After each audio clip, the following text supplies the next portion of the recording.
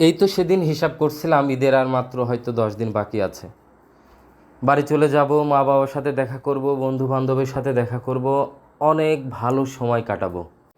কিন্তু ঈদ এমন একটা উৎসব যা আসার আগে সময় নেয়, কিন্তু চলে আসলে আর সময় থাকে না। এই তো এবার ঈদে অনেক মানুষের সাথে দেখা করার কথা ছিল, কিন্তু কারোর সাথেই দেখা হওয়ার কোনো উপায় ছিল না।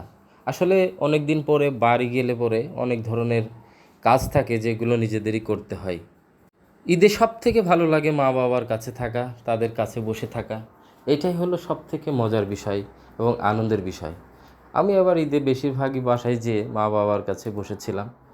আর এইদিকে আমার ওয়াইফ ছিল। সবাই খুব ভালো একটা সময় কাটিয়েছি। এবার বেশি দূরে আর বেড়াতে যাই নাই, কাছে কাছে গিয়েছি আর বাড়িতেই বেশি থেকেছি, যেহেতু অনেক গরম ছিল। কিন্তু ঈদের দ্বিতীয় দিন সবাই মিলে একটু খেতে গেলাম, খুব ভালো লাগলো। আসলে ঈদ মানেই খাওয়া দাওয়া, যদিও এটা কোরবানির ঈদ, গরুর মাংস বেশি খাওয়া হয়েছে। আজ মূলত গিয়েছিলাম আহারে। আহারের যে স্যুপটা আছে এটা আমার খুব পছন্দের।